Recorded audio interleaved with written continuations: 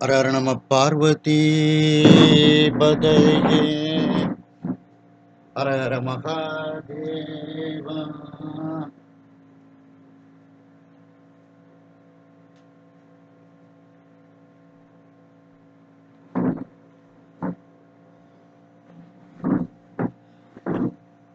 ஹர ஹர நம பார்வதி பதையே ஹர ஹர மகாதேவா. தென்னாடுடைய சிவனே போற்றி, எந்நாட்டவர்க்கும் இறைவா போற்றி. கலைநிறை கணபதிக்கு சரணம் சரணம். திருச்செந்தூர் முருகனுக்கு அரோகரா. தர்மபுராதீனம் நட்சத்திர குருமணிகள் ஸ்ரீல ஸ்ரீ குருமா சன்னிதானம் அவர்கள் பொன்னார் திருவடிகளை மனமொழிமைகளால் வணங்கி மகிழ்கிறேன். நாம் பெரிய புராண சிந்தனையில் இருக்கின்றோம். இந்த பெரிய புராண சிந்தனைக்கு நம்முடைய நட்சத்திர குருமணிகள் அருளாசி வழங்கி இருக்கின்றார்கள். அதை கேட்டு மகிழுங்கள். அடியார் பெருமை சொல்லவும் பெரியதே. அடியார்களினுடைய வரலாற்றினை விளக்கமாக சொல்ல இருப்பது அறிந்து மகிழ்ச்சி. தொடர்ந்து தம்முடைய பணி சிறக்க வேண்டும் என்று எல்லாம் அல்ல செந்தமிழ் சொக்கநாதன் திருவருளை சிந்தித்து ஆசீர்வதிக்கின்றோம். சொல்லுவது அரியேன் வாழி தோற்றிய தோற்றம் போற்றி, வல்லை வந்தார்லி என்னை வழி தொண்டு கொண்டாய் போற்றி, எல்லையில் இன்ப வெள்ளம் எனக்கருள் செய்தாய் போற்றி, தில்லை அம்பலத்துள் ஆடும் சேவடி போற்றி என்னை. நம்முடைய இந்த பெரிய புராண சிந்தனைக்கு அருளாசி வழங்கிய தர்மபுராதீனம் நட்சத்திர குருமணிகள் ஸ்ரீல ஸ்ரீ குருமா சன்னிதானம் அவர்கள் பொன்னார் திருவடிகளை மீண்டும் மனமொழி மெய்களால் வணங்கி மகிழ்கிறேன். உலகெல்லாம் உணர்ந்து ஓதற்கு அறியவன் நிலவுலாவிய நீர்மலிவேலியன் அதையில் சோதியன் அம்பலத்து ஆடுவார் மலர்சிலோம்படி வாழ்த்தி வழங்குவார்.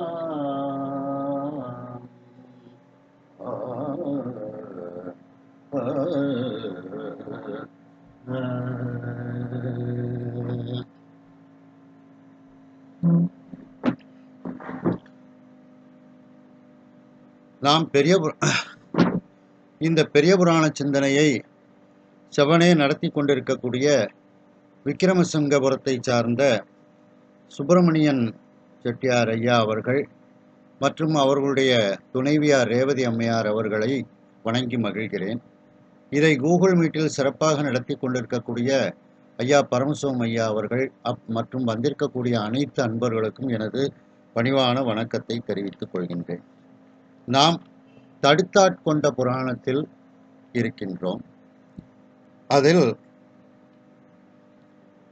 சுந்தரமூர்த்தி சுவாமிகள் திருமணம், அந்த திருமண அவைக்கு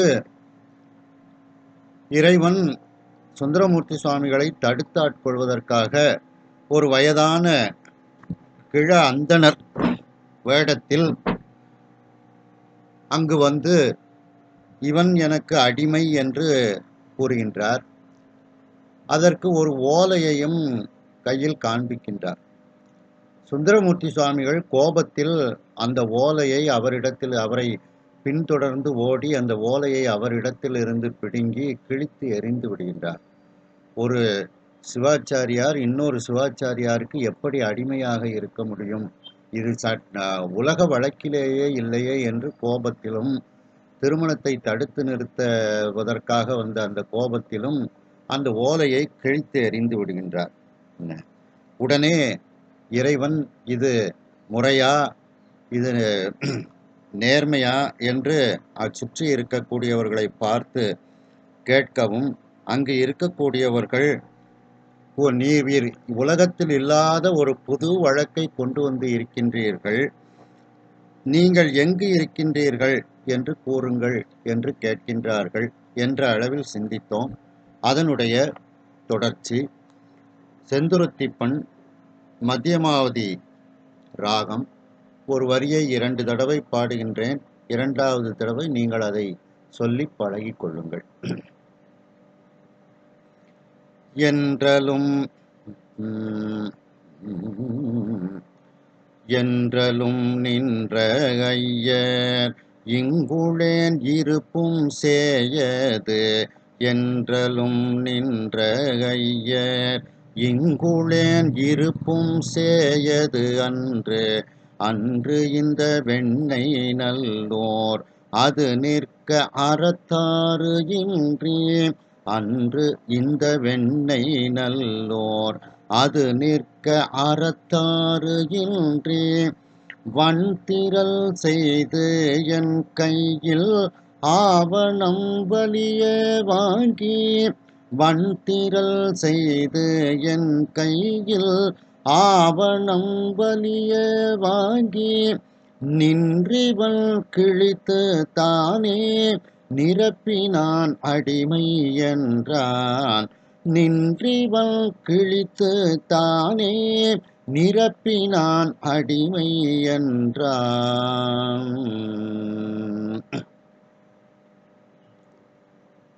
என்றலும் நின்ற ஐயர். அங்கு அவையில் இருக்கக்கூடியவர்கள் அந்த வயதான அந்தணரை பார்த்து, நீர் எங்கு இருக்கின்றீர்கள் என்று கேட்கின்றார்கள். என்று கேட்டவுடன் அங்கு நின்று கொண்டிருக்கக்கூடிய ஐயர், ஐயர்னா பெருமையை உடையவர், ஐயனே அரணே என்று அரற்றினால் அப்படின்னு சொல்லப்படும். அந்த அந்தணர் கோலத்தில் வந்த பெருமான். நின்ற அப்படின்னா எல்லாமாய் எங்குமாய் நீக்கமர நிறைந்து நின்ற இறைவன் அப்படின்ட்டு அதற்கு பொருள் எடுத்துக்கிடலாம். நின்ற திருத்தாண்டகத்துல முழுவதும் இறைவனுடைய அந்த கோலத்தை கூறிக்கொண்டே வருகின்றார்கள். அப்படி அந்த பெருமையை உடையவர் அங்கு நின்று கொண்டிருக்கக்கூடிய அந்த சிவபெருமான், இங்குள்ளேன், நான் இங்கேதான் இருக்கின்றேன், இங்கு உள்ளேன், இருப்பும் சேயதன்று, என்னுடைய வீடும், இருப்புன்னா இருப்பிடம், நான் இங்குதான் இருக்கின்றேன், என்னுடைய வீடும் ரொம்ப தொலை தூரத்தில் இல்லை, சேயது அன்று, சேய்மைனா தொலைவு அப்படின்னு அர்த்தம். என்னுடைய இருப்பிடமும் ரொம்ப தொலைவில் இல்லை, சேயது அன்று. இந்த வெண்ணெய் நல்லூர், இந்த வெண்ணெய் நல்லூர் தான் நான் இருக்கக்கூடிய வீடு அப்படின்னுட்டு, இங்கதான் எனக்கு வீடு இருக்கு அப்படின்னுட்டு சொல்லி, வெண்ணெய் நல்லூர் ஆளுதான் நான் அப்படின்னு சுவாமி கூறுகின்றார். அது நிற்க சரி, இது ஒரு பகுதியில் நிற்க, அறத்தாறு இன்றி, அறத்தின் வழியில் நிற்காமல், ஆறுன வழி, இந்த சுந்தரமூர்த்தி சுவாமிகள் நீதி நெறியில் நிற்காமல், அறத்து ஆறு இன்றி, அறத்தினுடைய வழியில் நிற்காமல், வன்திரள் செய்து, இந்த கொடுமையான செயலை செய்து, என் கையில் ஆவணம் வலிய வாங்கி, என் கையில் இருந்த அந்த ஆவணத்தை, அந்த ஓலையை அவர் வலிய என் கையில் இருந்து பிடுங்கி கொண்டார், வலிய வாங்கி பிடுங்கி கொண்டார். வலிய வாங்கி நின்று இவன் கிழித்து, இந்த அந்த ஓலையை கிழிச்சு போட்டுட்டார். இதிலிருந்து கிழித்துத்தானே, அவ்வாறு கிழித்து கீழே போட்டதினால் இவர் எதை நிரூபித்து விட்டார்? நான் இவருக்கு அடிமை என்பதை நிரூபித்து விட்டார். இந்த அடிமை, இவன் எனக்கு அடிமை நிரப்பினான் என்றான் என்று அந்த ஐயர் கூறினார். அப்படின்னு நிரப்பினான் அப்படின்னா நிரூபித்து விட்டான் அப்படின்னு அதற்கு பொருள்.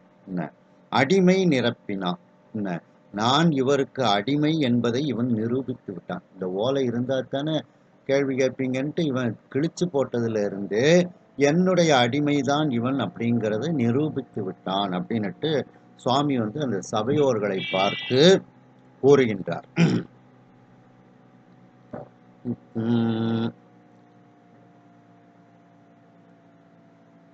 குழைமறை காதினானை போதில் ஆரூரரு நோக்கி, குழைமறை காதினானை போதில் ஆரூரரு நோக்கி, பழையமன்றாடி போலும் இவன் என்று பண்பின் மிக்க, பழையமன்றாடி போலும் இவன் என்று பண்பின் மிக்க, விளைவுறு மணமும் பொங்க வெண்ணெய் நல்லூராயேல்வுள், விளைவுறு மணமும் பொங்க வெண்ணெய் நல்லூராயேல்வுள், பிழை நெறி வழக்கை ஆங்கே பேச நீ போதாயென்றார், பிழை நெறி வழக்கை ஆங்கே பேச நீ போதாயென்றார்.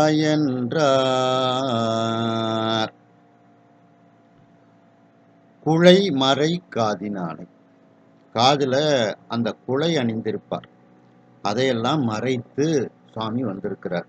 அதாவது என்ன அப்படின்னா, 2 கந்தர்வர்கள் நாங்க பாடிக்கிட்டே இருக்கணும், நீ கேட்டுக்கிட்டே இருக்கணும் அப்படின்னு வேண்டுதாங்க சுவாமிகிட்ட.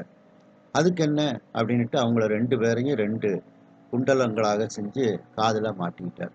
நீங்க பாடிக்கிட்டே இருங்க, நான் கேட்டுக்கிட்டே இருக்கிறேன் அப்படின்னுட்டு சுவாமி மாட்டி விடுகின்றார்.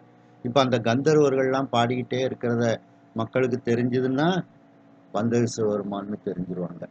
அதனால அந்த கந்தர்வர்களை குழையாக அணிந்த சுவாமி அந்த அந்த குழைகளை எல்லாம் மறைத்து கொண்டு அப்படிப்பட்ட காதை உடையவனாக அந்த சபைக்கு வயதான கோலத்தில் வந்தார். அதான் குழை மறைத்த காதினானை. அதாவது தன்னை சிவபெருமான் என்று காட்டாதபடிக்கு அந்த சபைக்கு வருகின்றார். கோதில் ஆரூரர் நோக்கி, குற்றமில்லாத அந்த சுந்தரமூர்த்தி சுவாமிகளை பார்த்து, சுந்தரமூர்த்தி சுவாமிகளுக்கு இயற்பெயர் ஆரூரர் தான். அந்த குற்றமில்லாத ஆரூரரை பார்த்து, பழைய மன்றாடி போலும் இவன் என்று சுவாமிய சுந்தரமூர்த்தி சுவாமிகள் நினைச்சு பார்க்கிறார். இவருக்கு வேற தொழிலே கிடையாது போல இருக்கு, இப்படி வழக்கிடுதலே தொழிலாக உடையவராக இவர் இருப்பார் போலும் அப்படின்னுட்டு அவர் நினைத்து பார்க்கின்றார். இதுக்கு இப்படி ஒரு அர்த்தம் எடுத்துக்கிடலாம். வழக்கிடுதலே தொழிலாக உடையவராக இருக்கின்றார், அப்படி இருப்பார் போலும் அப்படின்னு பொருள் எடுத்துக்கிடலாம். ரொம்ப முன்னை பழம்பொருட்கும் முன்னை பழம்பொருளேன்னு சொன்ன மாதிரி அந்த பழைய மன்றில் ஆடக்கூடிய நடராஜ பெருமானை போலும்னுட்டு அர்த்தம் எடுத்துக்கிடலாம். ஆனா இங்கே நம்ம அர்த்தம் எடுத்துக்கொள்வது, சுந்தரமூர்த்தி சுவாமிகள் என்ன நினைச்சிருப்பாரு, வழக்கிடுவதையே தொழிலாக உடையவராக இருப்பார் போலும் அப்படின்னுட்டு தான் இதை வந்து எடுத்துக்கொள்ள வேண்டும். அப்படி இவன் என்று பண்பின் மிக்க விளைவுறு மனமும், அதே நேரத்துல முற்காலத்துல போன பிறவியில அந்த கைலாயத்துல சுவாமிக்கு பக்கத்துல பணியாளாக நின்றார். அந்த பண்பின் மிக்க விளைவுறு மனமும், இறைவனை விரும்பக்கூடிய மனதை உடையவராகத்தான் சுந்தரமூர்த்தி சுவாமிகள் இருக்கின்றார். அப்போ அந்த பண்பின் மிக்க விளைவுறு மனமும் பொங்க, அந்த மனசுல வந்து அந்த அந்தனரை பார்த்த உடனே அன்பு மிகுகிறது. பொங்க அப்படின்னா அன்பு மிகுகிறது, அன்பு ஏற்படுகிறது. ஏன்னா பலகாலம் சுவாமிகிட்ட அடிமையாக இருந்து இந்த பக்கத்துல நின்று கொண்டே சுவாமியை தரிசனம் பண்ணி கொண்டு இருந்தவர் முற்பிறவியில. அந்த தாக்கம் இருக்கும் அல்லவா, முற்பிறவி தாக்கம். அதான் பண்பின் மிக்க மனமும் விளைவுறு மனமும், இறைவனை விரும்பக்கூடிய மனமும். இப்ப அந்த வயதான அந்தனரை பார்த்த உடனே வந்தது சுவாமி தானே, அதனால அன்பு மிகுகிறது. பொங்க அப்படின்னா அன்பு மிக. வெண்ணெய் நல்லூராயேல், உடனே சுந்தரமூர்த்தி சுவாமிகளே அந்த அந்தனரை பார்த்து கூறுகின்றார், பக்கத்துல இருக்கக்கூடிய வெண்ணெய் நல்லூர் தான் உங்க ஊருன்னு சொல்லுதீங்க. அப்போ உங்களுடைய இந்த இடத்துல மரியாதை போயிட்டு, முதல்ல எல்லாம் என்ன சொன்னாங்க, உங்கள் வரவு நல்வரவாகுக நாங்கள் செய்த தவம் அப்படின்லாம் சொன்ன சுந்தரமூர்த்தி சுவாமிகளும் சபையோர்கள். இப்போ சுந்தரமூர்த்தி சுவாமிகள் கல்யாணத்தை தடுத்து நிறுத்தினா யாருக்கு தாயா கோபம் வராது? உடனே இங்க மரியாதை குறைஞ்சு போச்சு. உன் பிழை நெறி வழக்கை, ரெண்டாவது அந்த வழக்கு வந்து ஒரு ஆவணத்துல எதுலையுமே இல்லாத ஒரு வழக்கு. அந்த முறைமையே இல்லை. அப்படி அந்த முறைமையே இல்லாததை ஒரு வழக்காக புதுசா கொண்டு வந்திருக்கிறார். அதனாலையும் கோபம். உன் பிழை நெறி வழக்கை, அந்த உன்னுடைய அந்த தவறான வழியை காட்டக்கூடிய அந்த வழக்கை ஆங்கே பேச நீ போதாய் என்றார். ஆங்கே அந்த வெண்ணெய் நல்லூர்லேயே இதை நீ வந்து பேசலாமே, அங்க போவோமே உன் வழக்க பேசுறதுக்கு அப்படின்னுட்டு சுந்தரமூர்த்தி சுவாமிகளே கேட்கின்றார்கள். அப்போ பிழை நெறி வழக்கு அப்படின்னா ஒன்று வந்து பிழையான வழியை காட்டக்கூடிய வழக்கு, ரெண்டாவது நாம் பிழைக்கக்கூடிய வழியை காட்டக்கூடிய வழக்கு. அந்த வெண்ணெய் நல்லூரில் வச்சு நாம் பிழைக்கக்கூடிய அந்த நெறியை காட்டக்கூடிய வழக்கை பேசலாமே அப்படின்ட்டு இரண்டு பொருளாக இதை எடுத்துக்கொள்ளலாம். இப்போ சுந்தரமூர்த்தி சுவாமிகள் வெண்ணெய் நல்லூருக்கு ஏன் சுவாமிய அழைக்கிறாரு அப்படின்னுட்டு சொல்லி பார்த்தோம் அப்படின்னா,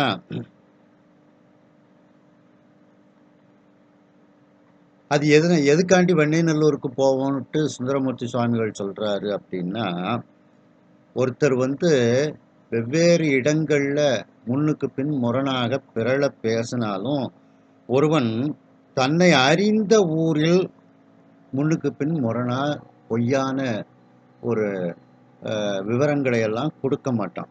ஏன்னா ஊர்ல உள்ளவங்க கேட்டுருவாங்க, நீ என்ன தப்பு தப்பா பேசுத, உன்னைய பத்தி எங்களுக்கு தெரியாதா அப்படின்னு கேட்டுருவாங்க. அப்படி தன்னை பற்றி தான் பிறந்த ஊரில் தன்னை பற்றி தெரிந்த ஊரில் அந்த பிறழ பேசக்கூடியதற்கு துணிச்சல் வராது அவன். ஆகையினால அந்த சொந்த ஊர்ல நியாயமா பேச ஆரம்பிப்பான். அதனாலையும் சுந்தரமூர்த்தி சுவாமிகள் இவரை அந்த திருவெண்ணெய் நல்லூருக்கு அழைக்கின்றார்கள். ரெண்டாவது, ஆங்கே பேச, அந்த திருவெண்ணெய் நல்லூரில் பேச போதாய் நீ போ அப்படின்னு சொல்லி நம்ம எல்லாருமே போவோம் அப்படிங்கிற மாதிரி சுந்தரமூர்த்தி சுவாமிகள் பேசுறாங்க. அப்போ அந்த ஆங்கே பேச அப்படிங்கிறதுக்கு என்ன இது அப்படின்னா, வழக்கு விசாரிக்கக்கூடிய இடம் வழக்கிடப்பட்டார் இருக்கும் இடமாம் என்பது இக்காலத்துல உள்ள சட்டம். அப்போ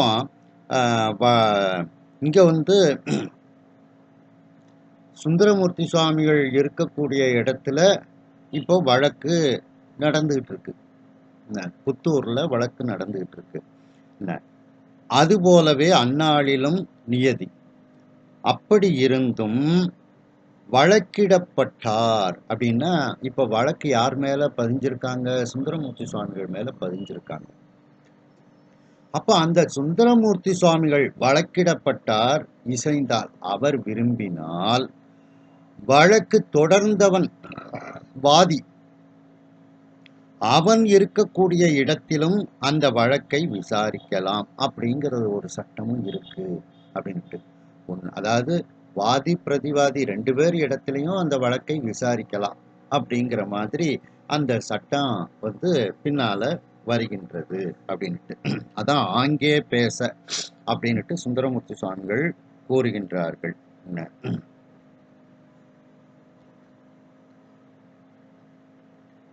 சபையில் இருக்கக்கூடியவர்கள் அந்த வயதான அந்தணரை பார்த்து, நீங்கள் எங்கே இருக்கின்றீர்கள், உங்கள் ஊர் எது என்று கேட்கின்றார்கள். ஒரு நாமம் ஓர் உருவம் ஓரூர் ஒன்றும் இல்லார்க்கு 1000 திருநாமம் பாடி தெள்ளேனம் கொட்டாமோங்கிற இலக்கணத்துக்கு உட்பட்ட இறைவனை பார்த்து அவர்கள் எந்த ஊர், எங்கே இருக்கின்றீர்கள் என்று கேட்கின்றார்கள். அதற்கு இப்பொழுது சுவாமி பதில் கூறுகின்றார். அந்த வயதான அந்தணர் என்றலும் நின்ற ஐயர் எல்லாமாய் எங்குமாய் நீக்கமற நிறைந்து நின்று நின்ற அந்த சிவபெருமான் அந்த சபையில் நின்று கொண்டு பெருமையை உடையவராக இருக்கக்கூடிய அந்த ஐயர், இங்குள்ளேன், இங்கேதான் நான் இருக்கின்றேன், என்னுடைய இருப்பும் என்னுடைய வீடும் நான் இருக்கக்கூடிய இடமும் ரொம்ப தொலைவில் இல்லை, சேயதன்று. இந்த பக்கத்தில் இருக்கக்கூடிய வெண்ணெய் நல்லூர் தான் என்னுடைய இருப்பிடம் என்று சபையோர்களை பார்த்து கூறிவிட்டு அது ஒரு புறம் நிற்க, அறத்து ஆறு இன்றி நீதி நெறியை கடைப்பிடிக்காமல் இந்த சுந்தரமூர்த்தி சுவாமிகள் அறத்தின் வழியில் நிற்காமல் இந்த சுந்தரர் வன்மையான ஒரு கொடுஞ்செயலை செய்து என்னுடைய கையில் இருக்கக்கூடிய அந்த ஓலைச்சுவடு ஆதாரமாக இருக்கக்கூடிய அந்த ஆவணத்தை வலிய என்னிடத்திலிருந்து பிடுங்கிக் கொண்டு இங்கே நின்று இவன் இந்த சபையோர்கள் முன்னிலையில் நின்று கொண்டு இவன் கிழித்து போட்டு விட்டான்.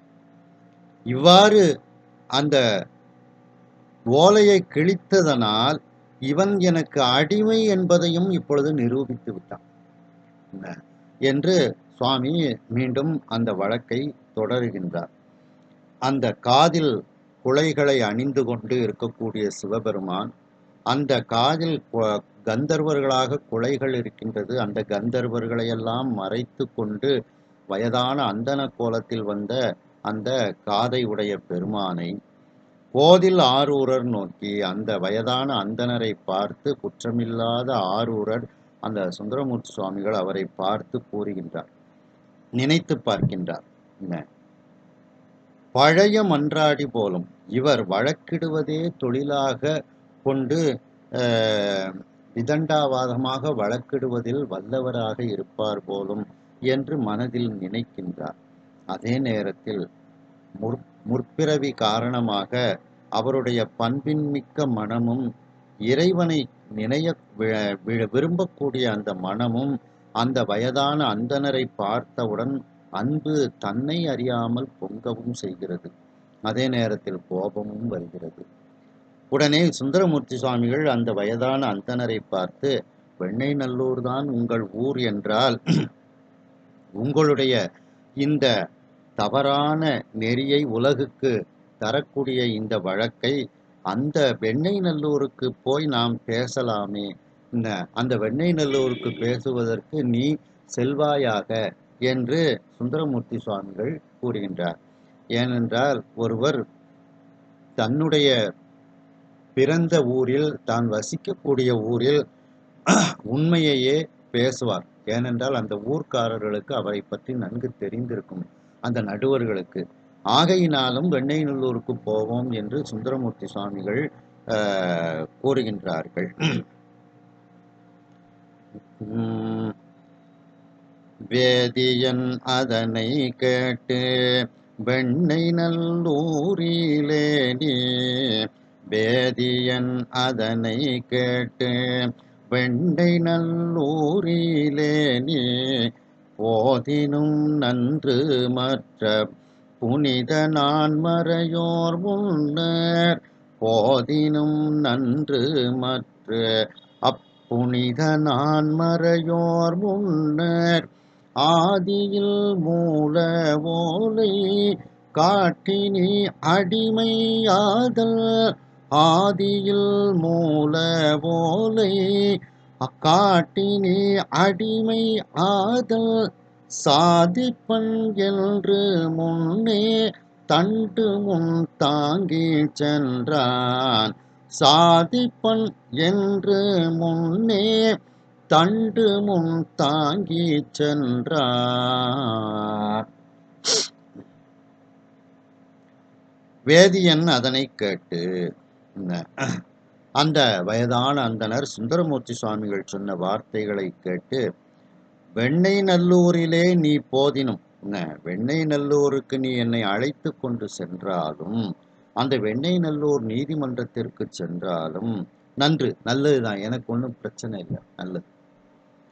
மற்ற அப்புனித நான்மறையோர், அங்கு இருக்கக்கூடிய புனிதத்தன்மை வாய்ந்த அந்தணர்கள், நான்மறையோர், அந்த அந்தணர்கள் 4 வேதங்களை கற்றவர்கள், அந்த சபையோர் முன்னர் அந்த திருவெண்ணைநல்லூர் கோர்ட்டிற்கு முன்னால்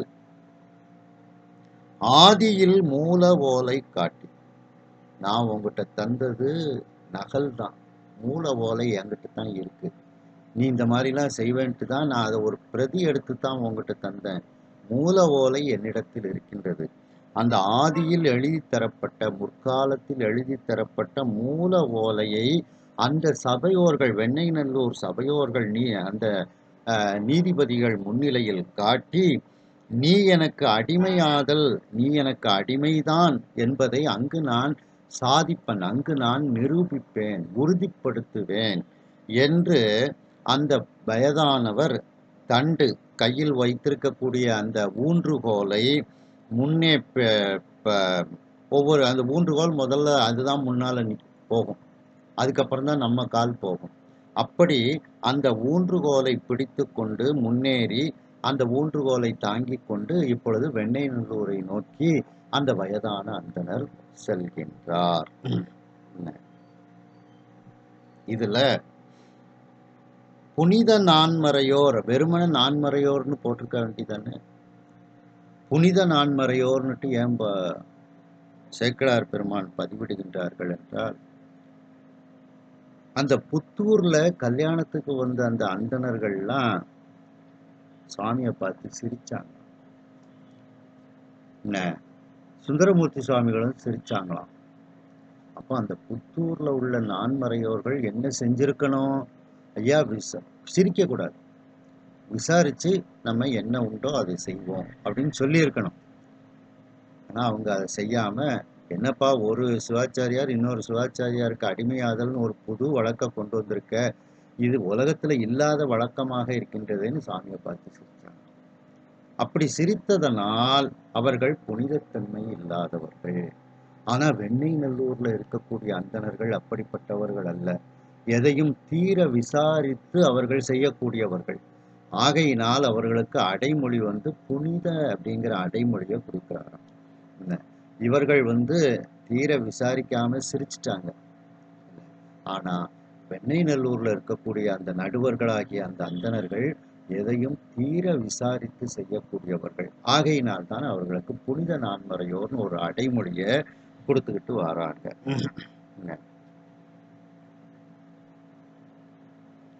அடுத்த பாடல்,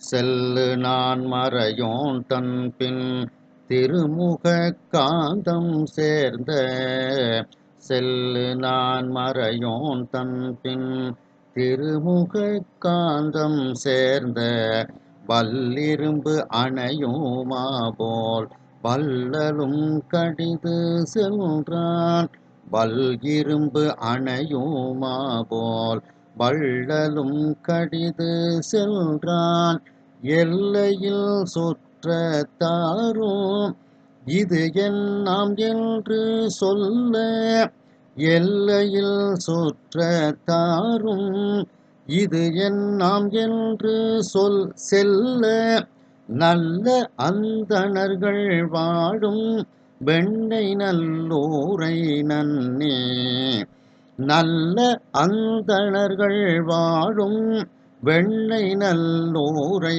நன்னே. அப்படி திருவெண்ணெய்நல்லூரை நோக்கி செல்லக்கூடிய நான்மறையோன் சிவபெருமான் 4 வேதங்களும் தெரிஞ்சவன். அதனால்தான் அவனை நான்மறையோன். ஏன் நான்மறையோன்னு சொல்றாங்க அப்படின்னா, இப்போ உள்ள நியதிப்படி ஒரு வேதத்தை படிக்கிறதுக்கே 8 வருஷம் ஆயிடுது. அவங்க இதை மாதிரி 4 வேதங்களையும் படிக்கணும்னா 32 வருஷம் ஆகும். அவங்களுடைய வாழ்க்கையினுடைய பெரும்பகுதி 4 வேதத்தை படிக்கிறதுலே கழிஞ்சிடும். அதனால தான் எல்லாருமே ஒரு வேதத்தை மட்டும் படிச்சுட்டு மற்ற வேதங்களில் தேவையான முக்கியமான ஒரு சில பகுதிகளை மட்டும் படிச்சுட்டு வெளியில் வந்துடுறாங்க. அதனால தான் பாடசாலையே பார்த்திங்கன்னா ரிக்வேத பாடசாலை, இது எஜுர்வேத பாடசாலை, சாமவேத பாடசாலைன்னு தனித்தனியாக இருக்குது. 8 வருஷம் ஆயிரும் அதை மனப்பாடம் பண்ண வச்சிருவாங்க அவங்க. ஆனால் சுவாமி எல்லாமே சுவாமிகிட்ட தான் வெளியில் வருது. அதனால தான் சுவாமிய நான்மறையோன் அப்படின்ட்டு சொல்றாங்க. என்ன அப்படி அந்த திருவெண்ணெய்நல்லூரை நோக்கி செல்லக்கூடிய அந்த நான்மறையோனாகிய அந்த வயதான அந்தணராகிய அந்த சிவபெருமான், அவர் தன்பின், அந்த மறையோன் தன்பின், அந்த அந்தணருக்கு பின்னால இப்போ சுந்தரமூர்த்தி சுவாமிகளும் போறார். எப்படி போனாராம்? அப்படியே அந்த காந்தத்துக்கு காந்தத்தோட அந்த இரும்பு எப்படி ஒட்டிருமோ அதுபோல சுவாமியை பின்தொடர்ந்து சென்றார். திருமுக காந்தம் சேர்ந்த சுவாமியினுடைய திருமுகம் காந்தம் போல இருந்துச்சாம். இரும்பு போல சுந்தரமூர்த்தி சுவாமிகள். அந்த காந்தம் இரும்பு காந்தத்துல ஒட்டிரும். அதுக்கப்புறம் வலிமையா அதை பிடிச்சு இழுத்தாதான் அது வெளியே வரும். அதுபோல அந்த சுவாமியினுடைய திருமுகமே காந்தம் போல இருக்கிறான். பேச்சு வழக்கில் கூட சொல்லுவோம், அவனுடைய முகமே காந்த மாதிரி கவர்ந்து இழுக்கியா அப்படின்னு பேச்சு வழக்கில் நம்ம சொல்லுவோம். அதுபோல இறைவனுடைய திருமுகம், அந்த வயதான அந்தணரினுடைய திருமுகம் காந்தம் போல சுந்தரமூர்த்தி சுவாமிகளை இழுத்து கொண்டு வந்ததாம். காந்தம் சேர்ந்த வல்லிரும்பு, வலிமையான இரும்பு. அந்த இரும்பு எப்படி அந்த காந்தத்தோடு ஒட்டி கொண்டு அது செல்லுமோ அணையுமா போல், அதை போல வள்ளலும் கடிது சென்றான். வள்ளல்னா சுந்தரமூர்த்தி சுவாமிகள். சுந்தரமூர்த்தி சுவாமிகளும் அந்த வயதான அந்தணனை பின்பற்றி வேகமாக அவரும் செல்கின்றார். எல்லையில் சுற்றத்தாரும், அளவில்லாத சுற்றத்தார்கள்லாம் வந்திருக்காங்க அங்க. என்ன அவர்களும் இது என்னாம் என்று செல்ல, இது என்ன இப்படி கல்யாண நேரத்துல இப்படி ஒரு பிரச்சனை கிளப்பிக்கிட்டு திருவெண்ணைநல்லூருக்கு வான்னு கூப்பிட்டுதார அப்படின்னுட்டு என்னதான் நடக்கும்னு தெரியலையே அப்படின்ட்டு, இது என்ன இப்படி நடக்கின்றது என்று அந்த வந்திருந்த சுற்றத்தார்களும் அந்த சுவாமியை பின்தொடர்ந்து அவர்களும் திருவெண்ணைநல்லூருக்கு செல்கின்றார்கள். இது என்னாம் என்று செல்ல, நல்ல அந்தணர்கள் வாழும் வெண்ணெய்நல்லூரை நன்னி. அந்த திருவெண்ணைநல்லூர்ல நல்ல அந்தணர்கள் இருக்கின்றார்கள். அவர்கள் வாழக்கூடிய அந்த வெண்ணெய்நல்லூரை இப்பொழுது அவர்கள் சென்று சேர்ந்தார்கள். நன்னி அப்படின்னா சென்று சேர்ந்தார்கள். இதுலயும் அந்த அந்தணர்களுக்கு, வெண்ணெய்நல்லூர் அந்தணர்களுக்கு சொல்லும்போது நல்ல அந்தணர்கள். அதான் அந்த திருப்புத்தூர்ல உள்ள அந்தணர்கள் வந்திருக்கக்கூடியவங்கெல்லாம் விவரம் இல்லாம சிரிச்சிருக்காங்க சுவாமியை பார்த்து. ஆனா இங்க வெண்ணெய்நல்லூர்ல இருக்கக்கூடியவர்கள் அப்படி இல்லை. எதையும் தீர விசாரிக்காமல் ஒருத்தரை பார்த்து சிரிக்க மாட்டார்கள். அதனால இவர்களை நல்ல அந்தணர்கள் முதல்ல சொல்லும்போது அந்த வெண்ணெய்நல்லூரில் இருக்கக்கூடிய புனித நான்மறையோர்னு அடைமொழி கொடுத்தாங்க. இதுல நல்ல அந்தணர் அப்படின்னுட்டு அந்த வெண்ணெய்நல்லூர் அந்தணர்களுக்கு அடைமொழி கொடுக்கின்றார்கள். அதான் யாரை பார்த்தும் சிரிச்சிடக்கூடாது. என்ன அது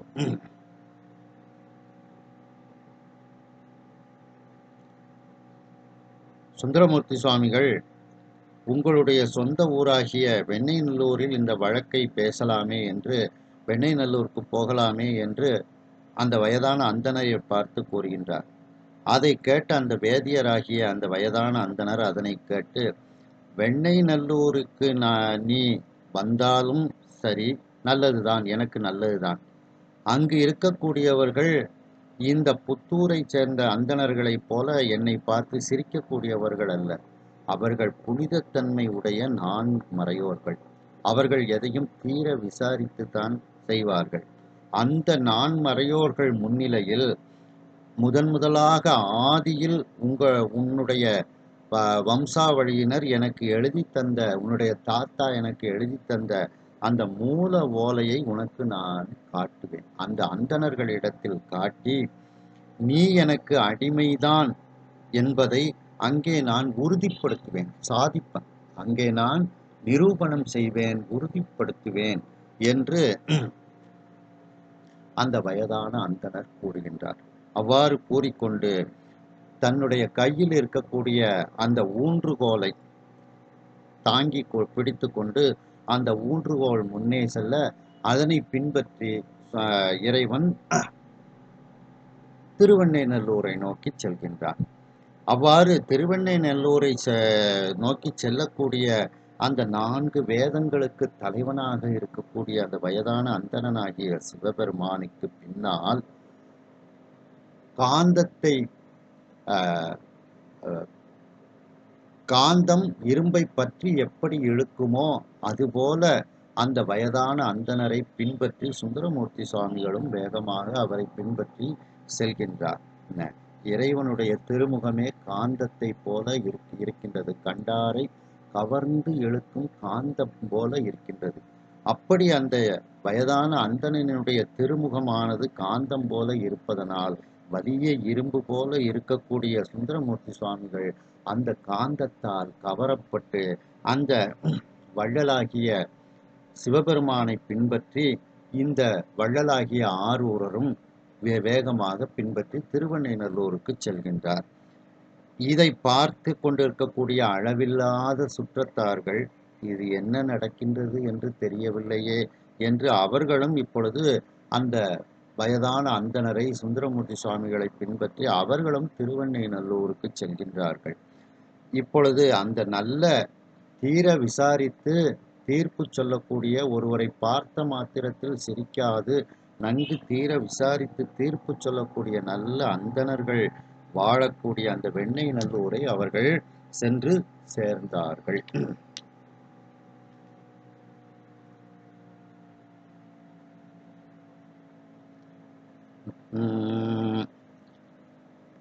வேத பாரகரின் மிக்கார் விளங்கு பேர் அவை முன் சென்று வேத பாரகரின் மிக்கார் விளங்கு பேர் அவை முன் சென்று நாதனாம் மறையோன் சொல்லும் நாவலூர் ஆரூரல் தான் நாதனாம் மறையோன் சொல்லும் நாவலூர் ஆரூரல் தான் காதல் என் அடியான் என்ன காட்டிய ஓலை கீறி காதல் என் அடியான் என்ன காட்டிய ஓலை கீறி மூதறி வீர் முன் போந்தான் இது மற்றென் முறைப்பாடு என்றான் மூதறி வீர் முன் போந்தான் இது மற்ற என்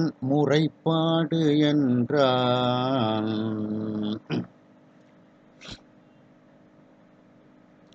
வேத பாரகரின் மிக்கார். பாரகர் அப்படின்னா வல்லுநர்கள் அப்படின்னு அர்த்தம். வேதத்தை சொல்ல கூடிய அந்த வல்லுநர்கள் அவர்களை விடவும் இவர்கள் மேலானவர்கள். வேத பாரகரின் மிக்கார் யாரு?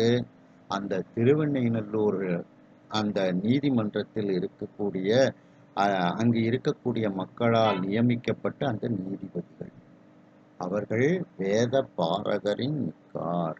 வேத வல்லுநர்களை விடவும் மிகவும் தெளிவானவர்கள் அப்படின்னு சொல்றாங்க. விலங்கு பேர் அவை முன் சென்று அவர்களெல்லாம் விலங்கு அப்படின்னா வீற்றிருக்கக்கூடிய அந்த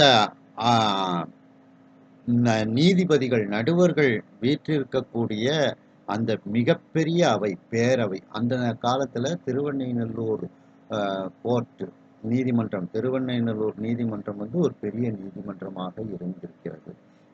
அதான் பேரவை. அந்த மிகப்பெரிய அந்த நீதிமன்றத்திற்கு முன் சென்று அங்கு சென்று நாதனாம் மறையோன் சொல்லும் அந்த எல்லாருக்கும் நாதனாக தலைவனாக இருக்கக்கூடிய அந்த வேதங்களுக்கு உரிய அந்த வயதான அந்தணர் இப்பொழுது அங்கே இருக்கக்கூடியவர்களிடத்தில் எடுத்து கூறுகின்றார். சொல்லும் அப்படின்னா எடுத்து கூறுகின்றார்.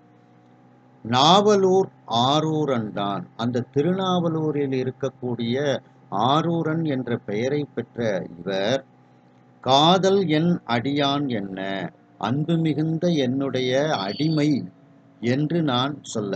அதுல பாருங்க வார்த்தை பிரயோகத்தை பாருங்க. காதல் என் அடியான் என்னிடத்தில் அன்பு மிகுந்த என்னுடைய அடிமை அப்படின்னு சொல்லி சொல்றாங்க. அது என்ன என்று கூறி காட்டிய ஓலை கீறி. நான் ஒரு ஓலையை காட்டினேன். அந்த ஓலைய இவரு வலிய என்கிட்ட இருந்து பிடுங்கி கிழிச்சு போட்டார். கீரி அப்படின்னா கிழித்து விட்டார். மூதறிவீர் பேரறிவு உடைய சபையோர்களே கீறி இப்படி கிழித்து விட்டு இப்படி பேரறிவு உடைய இந்த சபையோர் முன் போந்தான். இந்த சபைக்கு இவனை அழைத்து வந்திருக்கின்றேன். இது மற்ற என் முறைப்பாடு என்றான். இதுதான் என்னுடைய வழக்கு, பிராது. முறைப்பாடுன்னா பிராது அப்படின்னு சொல்லுவோம் பார்த்தீங்களா? இதுதான் என்னுடைய பிராது. நான் தான் இதைத்தான் உங்கள் முன்னிலையில் வழக்காக வைத்திருக்கின்றேன் அப்படின்னுட்டு சுவாமி அவர்களை பற்றி கூறுகின்றார்கள். இந்த நீதிபதிகளை பற்றி திருநீலகண்டர் புராணத்திலையும் திருநீலகண்ட குயவனார் அவங்க புராணத்திலையும் நாம பார்க்கலாம். அப்போ ஊருக்கு நீதிமன்றங்கள் இருந்திருக்கு, நியாயவான்கள் இருந்திருக்காங்க, நியாயமான தீர்ப்பை சொல்லி இருக்கின்றார்கள். என்ன திருநீலகண்டர் புராணத்திலையும் சுவாமி அவரை நீதிமன்றத்துக்கு இழுத்துட்டு போறாரு, திருநீலகண்ட குயவனார. அதே மாதிரி சண்டிகேஸ்வரர் புராணத்திலையும் சண்டிகேஸ்வரரை பற்றி அந்த ஊர் நீதிமன்றத்தில் நீதிமன்றத்தார்கள் அவங்க அப்பாவை கூப்பிட்டு சொல்லுதாங்க, உங்கள் பையன் இப்படிலாம் பண்ணுதாப்புல அப்படின்னுட்டு சொல்லி அந்த நீதிமன்றத்தில் இருக்கக்கூடியவர்கள்லாம் அவங்க அப்பாட்ட சண்டிகேஸ்வரரை பற்றி புகார் கொடுக்குறாங்க. அப்போ இந்த புராணங்கள்ல எல்லாம் இந்த மாதிரி ஒரு நீதிமன்றம் இருந்திருக்கின்றதுங்கிறத நாம பார்க்கலாம்.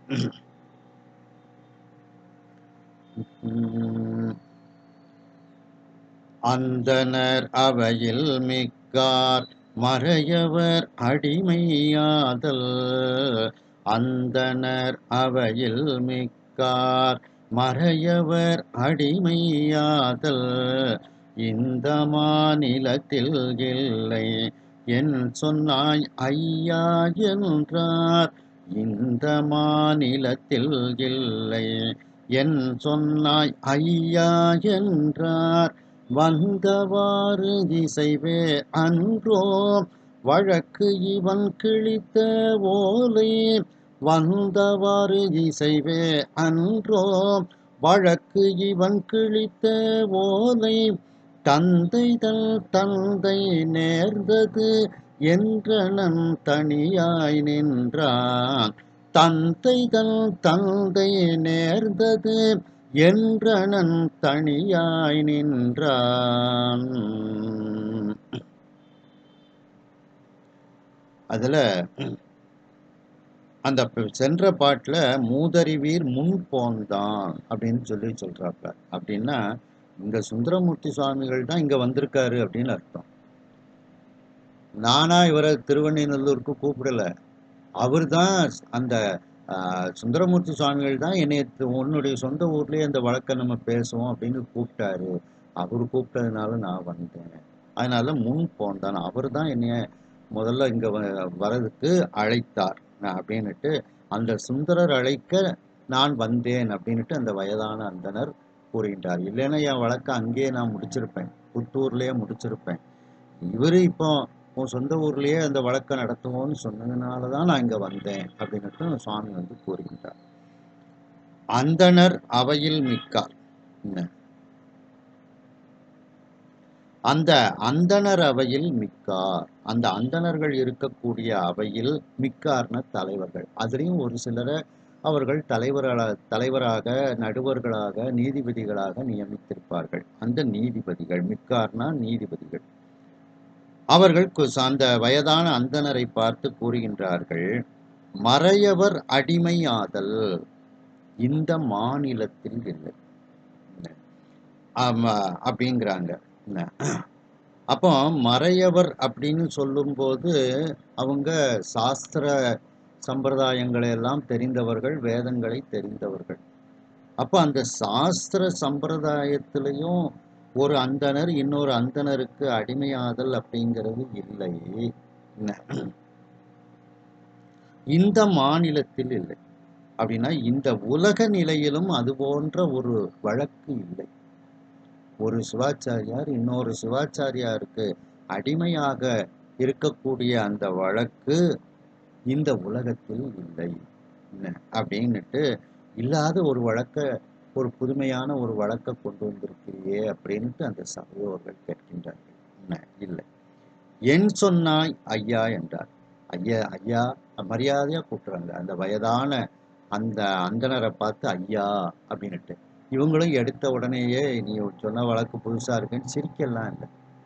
அப்போ ஒரு அந்த வழக்கை தொடர்ந்தவர்களை எப்படி அழைக்க வேண்டும்ங்கிறதெல்லாம் இதெல்லாம் ஒரு படிப்பினை. மரியாதை குறைவா அழைக்கக்கூடாது. அதனால ஐயா அப்படின்னு கூப்பிட்டாங்களாம். ஏன்னா அவங்கள பத்தி புனித நான்மறையோ நல்ல அந்தணர்கள்லாம் அடைமொழி கொடுக்கிறார் சுவாமி. அதற்கு ஏற்றாற் போல அவர்கள் நடக்கின்றார்கள். அந்த அந்தணர்கள் என் சொன்னாய் ஐயா என்றார். என்ன ஐயா நீங்க சொல்றீங்க, இப்படி ஒரு புது வழக்கா இருக்குதே அப்படின்னு அவர்கள் எடுத்து கூறுகின்றார்கள். வந்தவாறு இசைவே அன்றோ. அப்ப சுவாமி என்ன சொல்றாரு அதுக்கு பதில், இவங்க இசைந்து இசைவாக எனக்கு எழுதி கொடுத்ததுனால தான் இந்த வழக்கு இப்போ வந்திருக்கு. இவங்க எனக்கு எழுதி கொடுக்கலைன்னா இந்த வழக்கு இங்க வந்திருக்காது. நீங்க சொன்னதை ஏத்துக்கிடலாம். நீங்க இந்த மாதிரி ஒரு ஆதிசைவர் இன்னொரு ஆதிசைவருக்கு அடிமையாக இருத்தல்ங்கிறது இல்லைன்னு சொல்றீங்க. நான் அதை ஏத்துக்கிடுதேன். இல்லதான். ஆனா இவங்க எனக்கு எழுதி கொடுத்துருக்காங்களே அப்படின்னுட்டு சுவாமி வழக்க சொல்றார். வந்தவாறு இசைவே என்றோ. இந்த வழக்கு வந்த வழி என்ன? வந்தவாறுனா இந்த வழக்கு வந்த வழி என்ன? இசைவே என்றோ. இவர்கள் இசைந்து எனக்கு எழுதி கொடுத்துருக்காங்க, மகிழ்ந்து எழுதி கொடுத்துருக்காங்க. வழக்கு வந்தது ஒப்பந்தப்படி, அக்ரிமெண்ட் படி தான் இந்த வழக்கு இங்க வந்திருக்கு. அதனால நீங்க ஏற்றுத்தான் ஆகணும்னு அதுக்கு அர்த்தம். என்ன, நீங்க உலக வழக்குல இல்லைன்னுலாம் சொல்லக்கூடாது. அக்ரிமெண்ட் போட்டு எனக்கு எழுதி கொடுத்துருக்காங்க, அதனால நீங்க இந்த வழக்கை ஏற்றுக்கொண்டு தான் ஆக வேண்டும்னுட்டு சுவாமி அந்த வாதத்தை வைக்கிறார். என்ன, இசைவே என்றோ வழக்கு இவன் கிழித்த ஓலை. என்ன, இந்த வழக்கு இப்படித்தான் வந்திருக்கின்றது. வந்தவாறு இசைவே அன்றோ வழக்கு இவன் கிழித்த ஓலை. மேலும் நான் இவர்கிட்ட ஒரு ஓலையை கொடுத்தேன், அந்த ஓலையை இவர் கிழிச்சிட்டார்.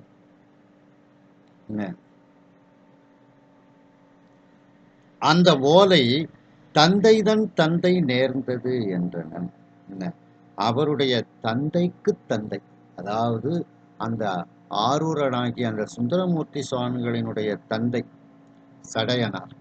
சடையனாருக்கு அப்பா ஆரூரன்னுட்டு அப்படி வரும். அவங்க அப்பா பேரைத்தான் சடையனார், தன்னுடைய அப்பா பேரு ஆரூரன்கிற பேரைத்தான் சுந்தரமூர்த்தி சுவாமிகளுக்கு வைக்கிறார், பேரனுக்கு வைக்கிறார். நம்பிங்கிறது நம்பி ஆரூரன்னு தான் அவருக்கு பேரு. நம்பிங்கிறது இந்த சிவாச்சாரியார்கள்னு போடுவாங்க, குருக்கள்னு போட்டுக்கிடுவாங்க, அதே மாதிரி நம்பியார்னு போட்டுக்கிடுவாங்க. நாகர்கோவில் பகுதியிலலாம் நம்பியார்கள் அப்படின்னு போடுவாங்க. இந்த மூணு ஒரே ஆதிசைவர் குலம் தான். அந்த நம்பிங்கிறது பட்டப்பேர், ஆரூரன்கிறது அவங்க தாத்தா பேர். அதனால தந்தைதன் தந்தை, சடையனாருக்கு தந்தையாராக இருக்கக்கூடிய ஆரூரன் அப்படிங்கிற அந்த குருக்கள் தான் நேர்ந்தது, எனக்கு எழுதி தந்தது என்றனன் தனியாய் நின்றான். அந்த சுவாமிக்கு துணைக்கு இப்ப யாருமே இல்லை. அவர் மட்டும் வயசான கோலத்தில் நின்று கொண்டு இந்த வழக்கை நடத்தி கொண்டு இருக்கின்றார். அதான் தனியாய் நின்றான் அப்படிங்கிறதுக்கு ஒப்பற்றவனாக நின்றான்னு அர்த்தம் எடுத்துக்கிடலாம். ஆனா இங்க ஏன் தனியாய் நின்றான்னு போட்டிருக்காங்க அப்படின்னா, சுந்தரமூர்த்தி சுவாமிகளுக்கு எவ்வளவு பெரிய படைபலம் இருக்குது. அரசிடம் குமரன், அரசனுக்கு மகன். அரசன் நினைச்சா ஒரே இதுல வழக்க தூக்கி தூர போடுன்னு எடுத்து போட்டு போயிடலாம். அதற்கு எல்லாத்தையும் சுந்தரமூர்த்தி சுவாமிகளினுடைய படைபலம், அரசிளங்குமரன் இதையெல்லாம் சட்ட பண்ணாம சுவாமி தனித்து நின்று போராடுகின்றார். தனியாய் நின்றார். அவருக்கு சுந்தரமூர்த்தி சுவாமிகளுக்கு உதவிக்கு நிறைய கூட்டம் இருக்கு. வந்தவங்க எல்லாரும் சாமி மேல கோபத்துல இருக்காங்க. ஆனாலும் இறைவன் தனித்து நின்று அவன் இந்த வழக்கை நடத்துகின்றான். எதை கண்டும் பயப்படவில்லை அவன். அதுதான் இப்போ சினிமாவில் கூட ஒரு வசனம் சொல்லுவாங்க, சிங்கம் தனியாத்தான் வரும் அப்படின்னுட்டு. அதே மாதிரி இந்த சிங்கம் தனியா நின்று மிகப்பெரிய படைபலத்தை உடையவர்களோடு போராடி நீதியை நிலைநாட்டுவதற்காக இந்த சிங்கம் தனியா நிற்கிறது சிவபெருமான்.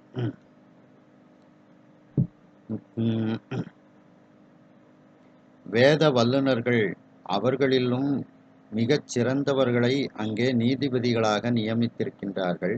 அவர்களெல்லாம் விளங்கி இருக்கக்கூடிய அந்த மிகப்பெரிய நீதிமன்றத்தின் முன்பு அந்த வயதான அந்தணர் சென்று நான் எல்லோருக்கும் தலைவனாக இருக்கக்கூடிய அந்த மறையோன், அந்த அந்தணன் இப்பொழுது அந்த நீதிபதிகளை பார்த்து எடுத்து கூறுகின்றார்.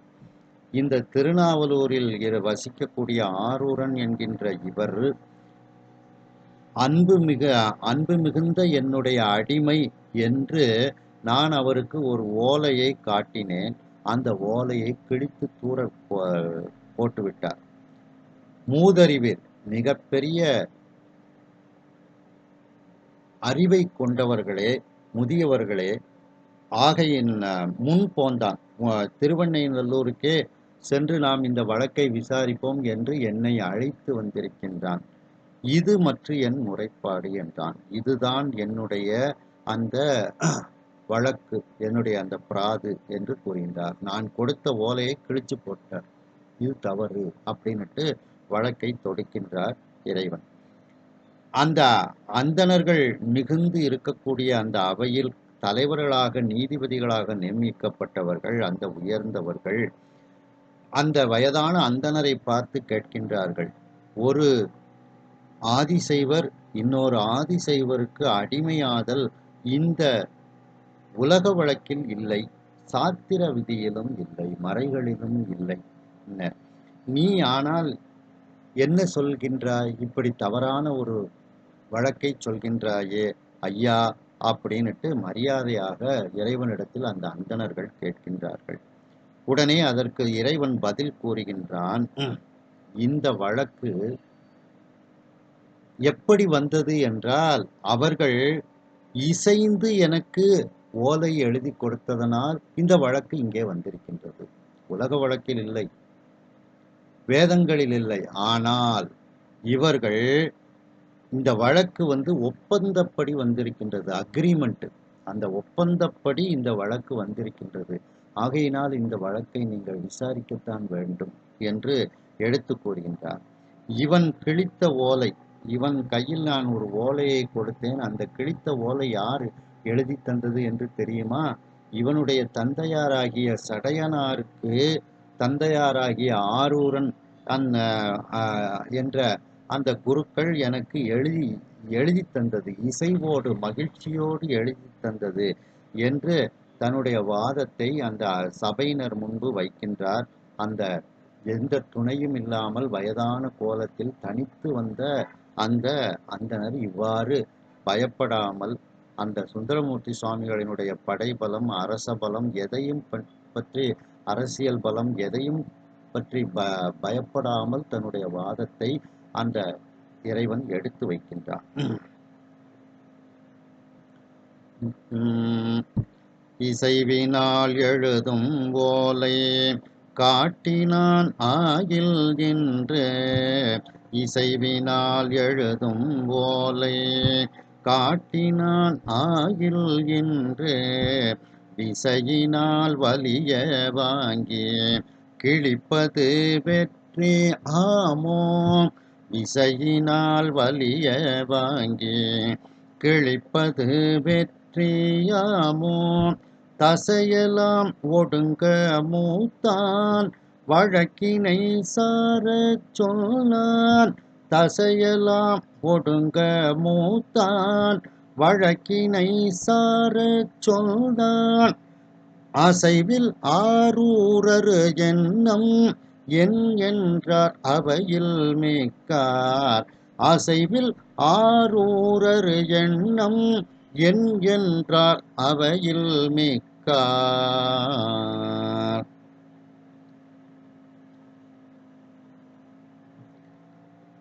இசைவினால் எழுதும் ஓலை காட்டினான் ஆகில்,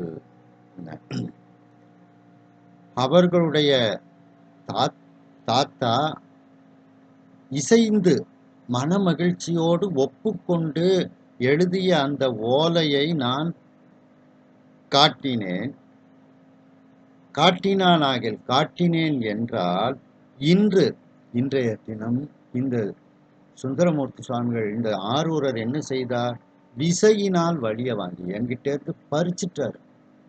என்கிட்டேருந்து அந்த ஓலையை வலிய பறித்து விட்டார் அவர். அதான் விசையினால் வலிய வாங்கி அந்த ஓலையை வேகமா என்கிட்டேருந்து பிடுங்கி எடுத்து கொண்டு கிழிப்பது வெற்றியாமோ, கிழிச்சு தூர போடுவது வெற்றியை தருமா நமக்கு? இதை வெற்றி என்று ஏற்றுக்கொள்ள முடியுமா?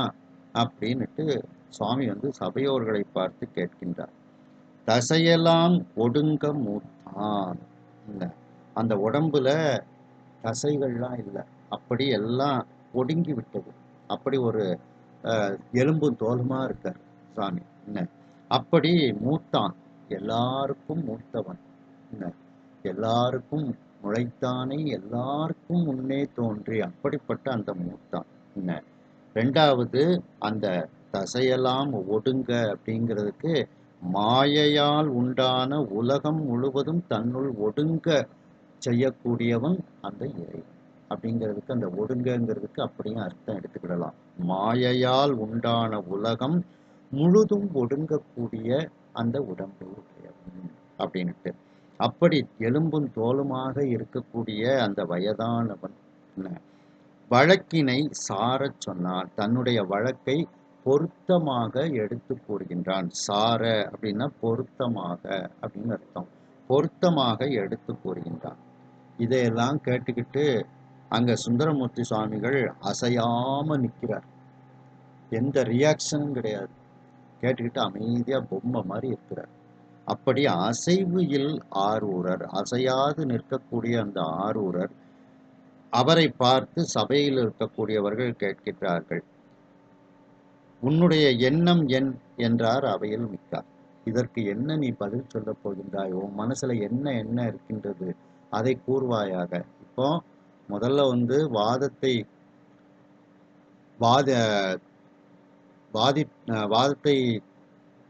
கொண்டு வந்தவர் அவருடைய வாதத்தை கேட்டுவிட்டார்கள்.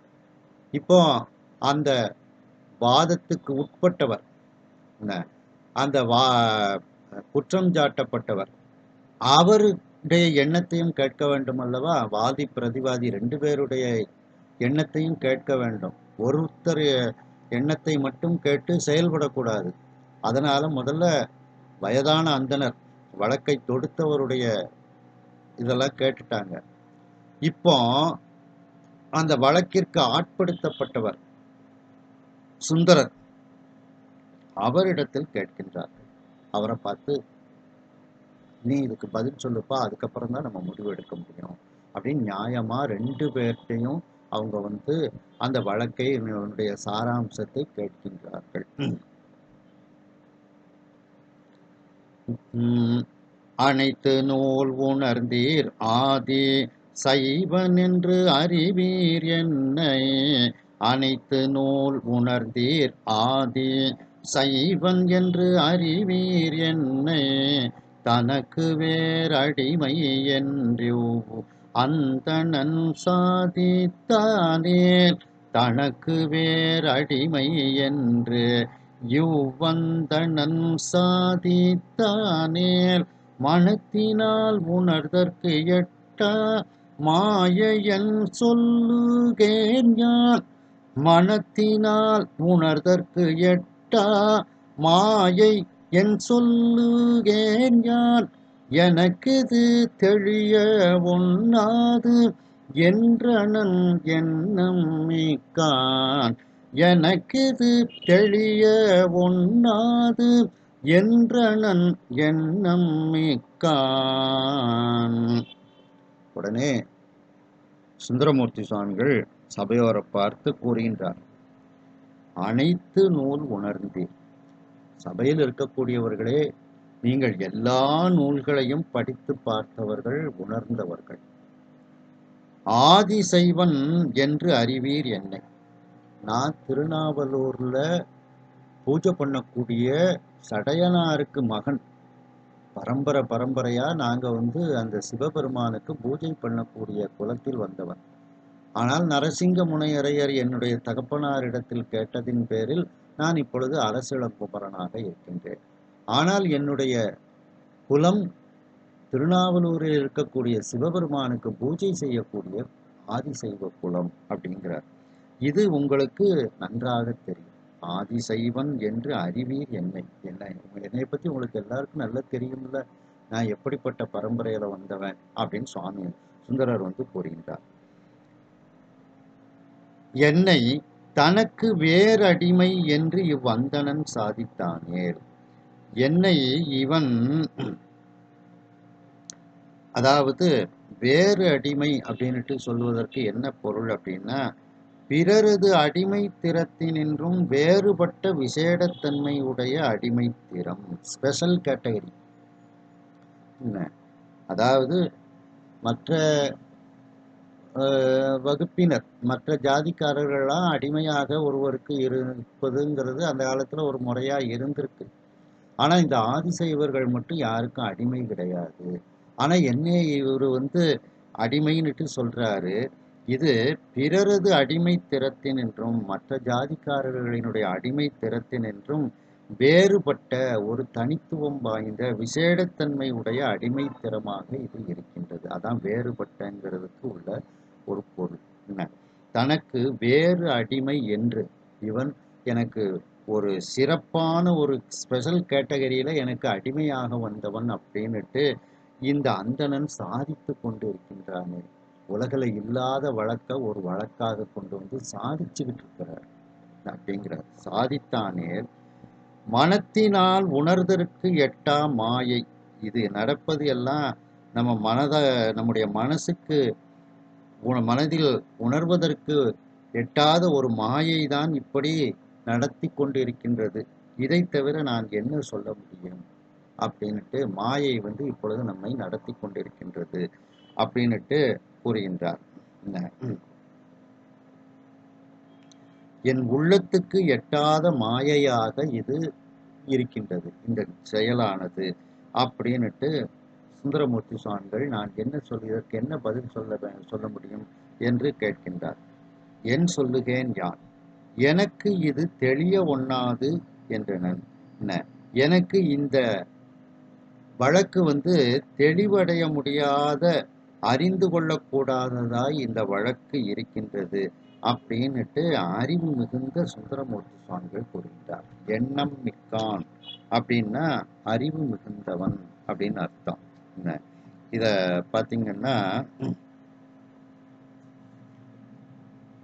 இந்த மனத்தினால்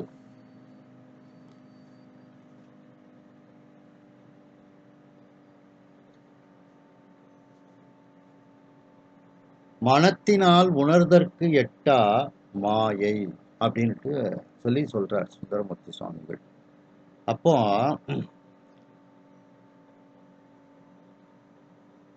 இவன் சாதிக்கும் சாதனை, இந்த வயதான அந்தணன் சாதிக்கக்கூடிய இந்த சாதனை செயல் யாருடைய மனத்தினாலும் எட்ட முடியாத ஒரு மாயையாக இருக்கின்றது.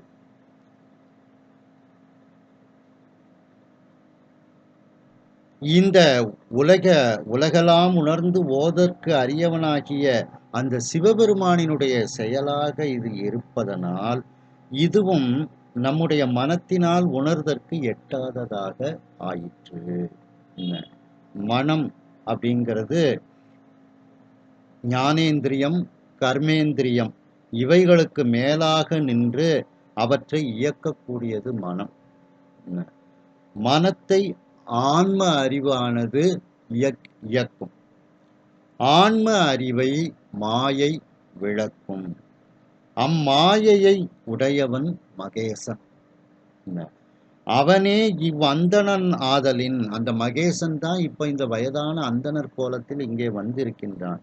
ஆகையினால் இவன் செய்கை, இந்த வயதான அந்தணனினுடைய இந்த வழக்கு மனத்தினால் உணர்தற்கு எட்டாத மாயையாக ஆயிற்று அப்படின்னுட்டு இதுல சொல்லப்படுகிறது.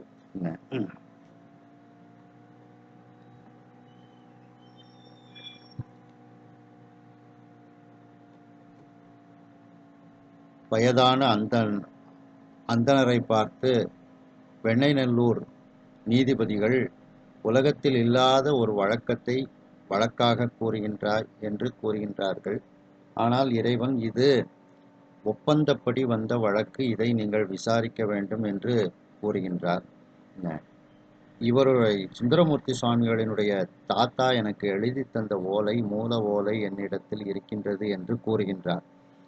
இவ்வாறு அந்த சுந்தரமூர்த்தி சுவாமிகளினுடைய தாத்தா இசைவினால், அன்பினால் எனக்கு எழுதக்கூடிய எழுதி தந்த ஓலையை இந்த சுந்தரரிடத்தில் நான் காட்டினேன். இவர் அதை வேகமாக என்னிடத்திலிருந்து வலிய பிடுங்கிக் கொண்டு கிழித்து போட்டு விட்டார். இவ்வாறு இந்த செயலை செய்ததனால் இவர் வெற்றி அடைந்து விட்டார் என்று நினைக்கின்றாரோ? இது வெற்றி செயலா? இது வெற்றி ஆகுமா என்று இறைவன் அந்த சபையோர்களை பார்த்து கேட்கின்றார். இவ்வாறு உடம்பில் உள்ள தசைகளெல்லாம் வற்றி போய் தசைகளெல்லாம் இல்லாது எலும்பும் தோலுமாக இருக்கக்கூடிய அந்த எல்லாருக்கும் மூத்தவனாகிய அந்த வயதான அந்தணன் இவ்வாறு கூறுகின்றான். மாயையால் உண்டான உலகம் முழுவதும் ஒடுங்கி இருக்கக்கூடிய அந்த உடம்பை உடைய அந்த சிவபெருமான், அந்த வயதான அந்தணன் இவ்வாறு அந்த வழக்கை பொருத்தமாக எடுத்து கூறுகின்றான் சபையோர் முன்பு. இதையெல்லாம் கேட்டுக்கொண்டு அசைவில்லாத ஓவியம் போல அங்கு நிற்கக்கூடிய ஆரூரர், அவருடைய மனதில் என்ன எண்ணம் இந்த வழக்கை பற்றி இருக்கின்றது, நீ என்ன சொல்ல வரப்போகின்றாய், உன்னுடைய கருத்தையும் சொல்வாயாக என்று சபையில் இருக்கக்கூடியவர்கள் சுந்தரமூர்த்தி சுவாமிகளை பார்த்து கேட்கின்றார்கள். உடனே அந்த ஆரூரர் சபையோர்களை பார்த்து கூறுகின்றார், எல்லா நூல்களையும் உணர்ந்த சபையோர்களே, நான் திருநாவலூரில் சிவபெருமானை பூஜை செய்யக்கூடிய ஆதிசைவ மரபில் வந்தவன் என்பதை நீங்கள் தெள்ளத் தெளிவாக தெரிந்தவர்கள். என்னுடைய மரபு ஆதிசைவ மரபு. என்னை தனக்கு வேறு அடிமை என்று இந்த அந்தணன் சாதித்தானே. நான் இவருக்கு பிறரது அடிமைத்திறத்தினின்றும் வேறுபட்ட விசேடத்தன்மையுடைய அடிமைத்திறம் இவன் என்று என்னை இந்த வயதான அந்தணன் இந்த வழக்கை சாதித்து கொண்டு இதை நிரூபிக்க வேண்டும் என்று நினைத்து கொண்டு இருந்தான் என்றால், தான் பிடித்த பிடியை விடாமல் பற்றி கொண்டு இருந்தால் இதை நான் என்ன சொல்ல முடியும்?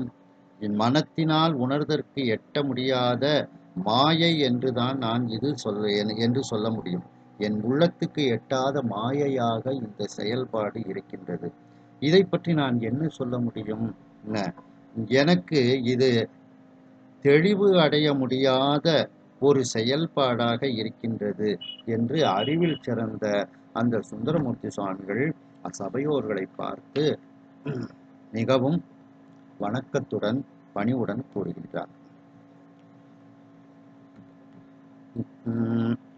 அவ்வுரை அவையின் முன்பு நம்பி ஆரூரர் சொல்ல, அவ்வுரை அவையின் முன்பு நம்பி ஆரூரர் சொல்ல, செவ்விய மறையோர் நின்ற திருமறை முனியை நோக்கி, செவ்விய மறையோர் நின்ற திருமறை முனியை நோக்கி, இவ்வுலகின் கண்ணீயின்று இவரை உன் அடிமை என்ற, இவ்வுலகின் கண்ணீயின்று இவரை உன் அடிமை என்ற, வெவ்வுரை எம் முன்பு ஏற்ற வேண்டும் என்று உரைத்து மீண்டும், வெவ்வுரை எம் முன்பு ஏற்ற வேண்டும் என்று உரைத்து மீண்டும்,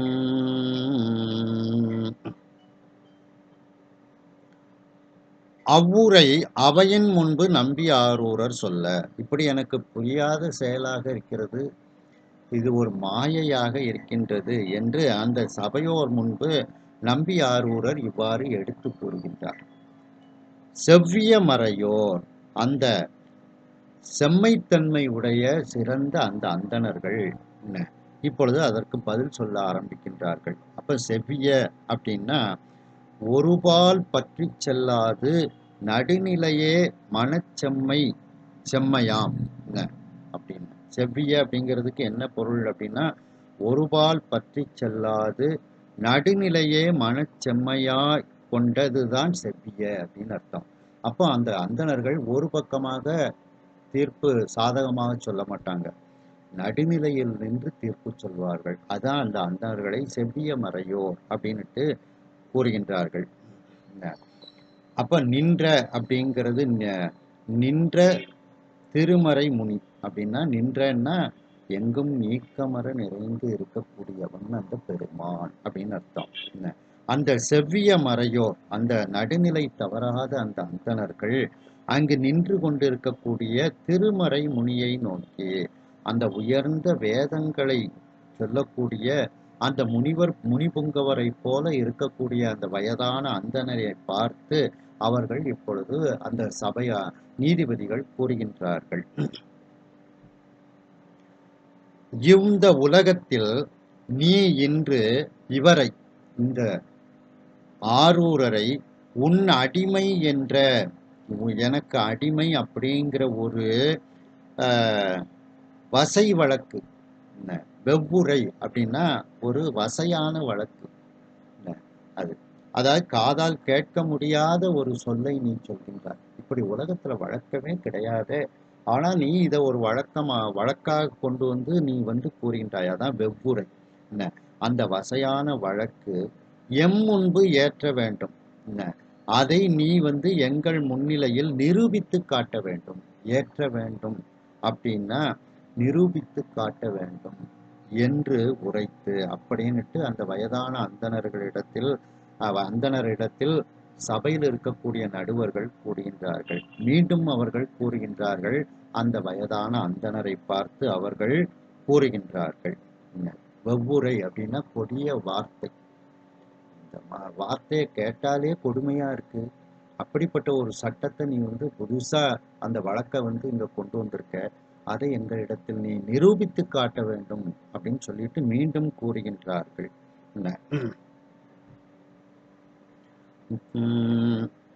ஆட்சியில் ஆவணத்தில் அன்றி மற்ற அயலார்தங்கள், ஆட்சியில் ஆவணத்தில் அன்றி மற்ற அயலார்தங்கள், காட்சியில் மூன்றில் ஒன்று காட்டுவாய் என்ன முன்னே, காட்சியில் மூன்றில் ஒன்று காட்டுவாய் என்ன முன்னே, மூச்சியில் கிழித்த ஓலை படிவோலை மூல ஓலை, மூச்சியில் கிழித்த ஓலை படிவோலை மூல ஓலை, மாட்சியில் காட்ட வைத்தேன் என்றனன் மாயை வல்லான், மாட்சியில் காட்ட வைத்தேன் என்றனன் மாயை வல்லான். நீ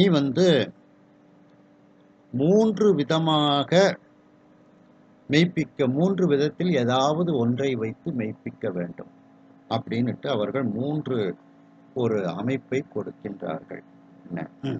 அதாவது அஞ்ஞனம் மெய்ப்பிக்க வேண்டுமானால் ஆட்சி, ஆவணம், அயலவரின் சாட்சி அப்படிங்கிற மூன்று வகை சாட்சியங்களில் ஏதாவது ஒன்றை காட்ட வேண்டும் அப்படின்னுட்டு அவர்கள் கூறுகின்றார்கள். ஆட்சியில் இதற்கு முன்னால இந்த மாதிரி ஒரு வழக்கு நடந்திருக்கு அப்படிங்கிற மாதிரி ஆட்சியில், ஆவணத்தில் எழுத்துப்பூர்வமாக உள்ளது, அன்றி மற்ற அயலார் தங்கள் காட்சியில் நான் இதை என் கண்ணால பார்த்தேன் அப்படின்னு சாட்சி சொல்லணும். அவங்க கண்ணால் பார்த்தவர்கள் கண்டேன் என்று சாட்சி சொல்ல வேண்டும் அப்படின்னுட்டு சொல்றாங்க. அப்படின்னா ஏத்துக்கிடலாம் அப்படின்னுட்டு கூறுகின்றார்கள். அன்றி மற்ற அயலார் தங்கள் காட்சியில், இப்ப சில வித்தியாசமான வழக்குகள் எல்லாம் வரும்போது இந்த மாதிரி வழக்கு ஏற்கனவே இந்த மாநிலத்தில் நடந்து இந்த மாதிரி தீர்ப்பு எழுதியிருக்காங்கன்னு அதற்கு அவங்க வலு சேர்க்கும் விதமாக வித்தியாசமான வழக்குகளுக்கெல்லாம் எழுதுவாங்க. இந்த மாதிரி வழக்கு வேறு ஒரு மாநிலத்தில் நடந்திருக்கின்றது, அதற்கு இப்படி அவர்கள் தீர்ப்பளித்திருக்கின்றார்கள், ஆகையினால் நாங்களும் இப்படி தீர்ப்பளிக்கின்றோம் அப்படிங்கிறத வலுப்படுத்தி எழுதுவாங்க. அதான் ஆட்சி அப்படின்ட்டு. ஆவணம் எழுத்துப்பூர்வமாக உள்ளது. அன்றி மற்ற அயலார் தங்கள் காட்சியில், வேறு யாராவது அயலார், அப்போ அந்த வழக்கு தொடுத்தவருக்கு நெருங்கின சொந்தமா இருக்கக்கூடாது, அவருடைய நட்பாக இருக்கக்கூடாது, வேறு ஒருவராக இருக்க வேண்டும். அதான் அயலார். ஏன்னா நட்பா இருந்தவங்களும் இவர் சொல்லி இந்த ஒரு பொய் சாட்சி சொல்லு அப்படின்னா சரி அப்படின்னு கேட்டுருவாங்க. உறவினர்களும் இந்த பொய் சாட்சி சொல்லுன்னா கேட்டுருவாங்க. அதனால அப்படி இருக்கக்கூடாது. அயலாராக இருக்க வேண்டும். அவர்கள் நான் கண்ணால இதை பார்த்தேன்னு சாட்சி சொன்னா ஏற்றுக்கொள்வார்கள் அப்படின்னுட்டு அந்த வழக்குக்கு எப்படி நீ பதில் கொடுக்க வேண்டும் அப்படின்னு இந்த சபையோர்கள் வயதான அந்தணரை பார்த்து கூறுகின்றார்கள். 3ல் 1 காட்டுவாய் என்ன? இந்த 3ல ஏதாவது ஒன்றை நீ எங்களுக்கு காட்டி உன்னுடைய வழக்கை நிரூபணம் செய்வாயாக அப்படின்னுட்டு அந்த நீதிபதிகள் வயதான அந்தணரை பார்த்து கூறுகின்றார்கள். உடனே சுவாமி அதற்கு என்ன சொல்றாரு? முன்னே மூச்சியிற் கிழித்த ஓலை படி ஓலை. முதல்ல நான் இவர்கிட்ட ஒரு ஓலையை கொடுத்தேன். அந்த ஓலையை மூச்சி அப்படின்னா மூண்ட கோபம். கோபம் மூண்டு இருந்த அந்த கோபத்தின் காரணமாக இந்த சுந்தரமூர்த்தி சுவாமிகள் கிழிச்சு போட்டுட்டாரு. அப்படி இவர் இந்த மாதிரிலாம் செய்வாருன்னு தெரிஞ்சுதான் நான் அதை ஒரு நகல் தான் கொடுத்தேன், ஜெராக்ஸ் தான் கொடுத்தேன். ஒரிஜினல் ஓலையை நான் கொடுக்கல, உண்மையான ஓலையை இவரிடத்தில் கொடுக்கவில்லை அப்படின்ட்டு சுவாமி சொல்றார். முன்னே அந்த சுந்தரமூர்த்தி சுவாமிகளுக்கு ஏற்பட்ட அந்த கோபத்தின் காரணமாக அவர் கிழித்து போட்ட ஓலை படி ஓலை. படினா நகல். நம்ம இப்ப ஜெராக்ஸ்ன்னு சொல்றோம். படி ஓலை நகல் தான். மூல ஓலை மாட்சியில் காட்ட வைத்தேன் என்றன. அந்த மூல ஓலையை இந்த நீதிமன்றத்தின் முன்னிலையில் நான் காட்டுவதற்காக வைத்திருக்கின்றேன் அப்படின்னுட்டு சுவாமி சொல்றாரு. மாயை வல்லாம், மாயைக்கெல்லாம் மேலான மாயையாக இருக்கக்கூடிய அந்த சிவபெருமான் அப்படின்னுட்டு சுவாமியை கூறுகின்றார். அப்ப இதுல மாட்சியில் அப்படின்னா நீதிமன்றத்தார் முன்னிலையில் அப்படின்னு அர்த்தம். அவர்களை சொல்லும் போது இப்பமும் வழக்கறிஞர்கள் வாதாடும் போது எப்படி சொல்லுவாங்க? ஹானரபிள் கோர்ட், என்ன யுவர் ஹானர் அப்படின்ட்டுலாம் சொல்லுவாங்க. என்ன மாட்சிமை பொருந்திய, மேன்மை பொருந்திய அப்படின்னு நீதிபதி அப்படின்ட்டு சொல்லுவாங்க. அந்த வார்த்தை தான் இங்க மாட்சி அப்படின்னுட்டு காட்டப்பட்டிருக்கின்றது அப்படின்னுட்டு. அப்போ அந்த நீதிமன்றம் முன்னிலையில் அப்போ அந்த ஹானரபிள் கோர்ட்ல நான் இதை காண்பிக்கின்றேன். யுவர் ஆனர், நான் இந்த ஓலையை உங்களுக்கு காட்டுகின்றேன் அப்படிங்கிற மாதிரி சுந்தரமூர்த்தி அந்த வயதான அந்தணர் இவ்வாறு கூறுகின்றார். எல்லா மாயைகளிலும் வல்லவனாகிய அந்த சிவபெருமான் இவ்வாறு கூறுகின்றார்.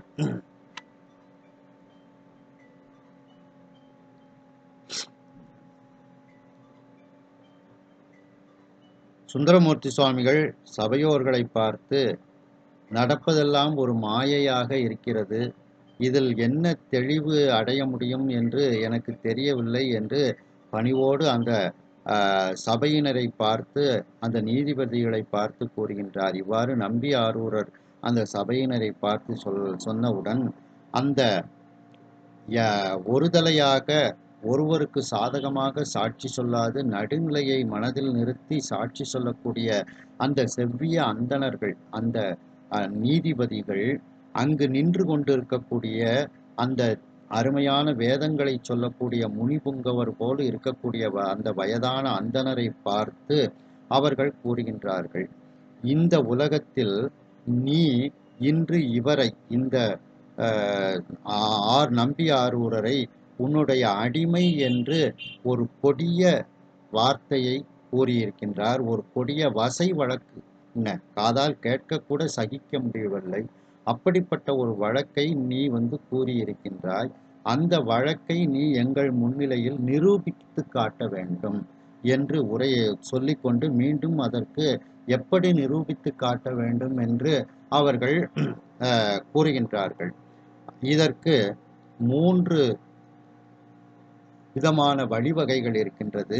ஒன்று ஆட்சியில், இன்னொன்று ஆவணத்தில், அல்லது மற்ற அயலார் தங்கள் காட்சியில். 3ல் 1 காட்டுவாய் என்ன?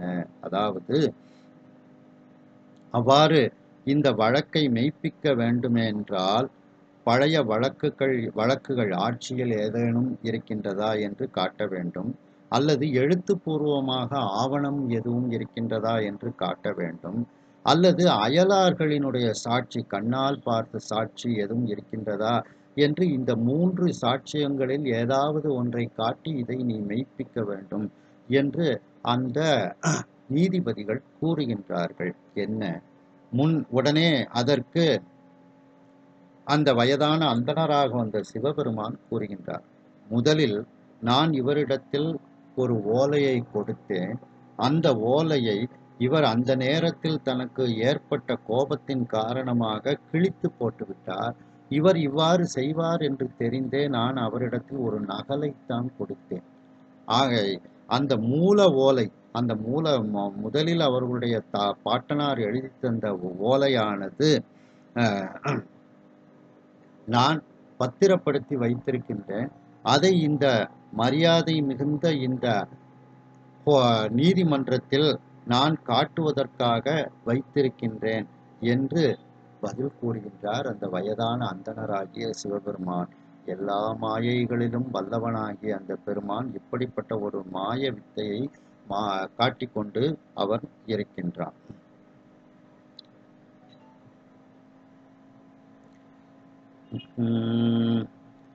வல்லையேல் காட்டு இங்கு என்ன மறையவன் பலி செய்யாமல், வல்லையேல் காட்டு இங்கு என்ன மறையவன் பலி செய்யாமல், சொல்ல நீர் வல்லீராகில் காட்டுவேன் என்று சொல்ல நீர் வல்லீராகில் காட்டுவேன் என்று சொல்ல, செல்வனான் மறையோர் நாங்கள் தீங்குற ஒட்டோம் என்றார்.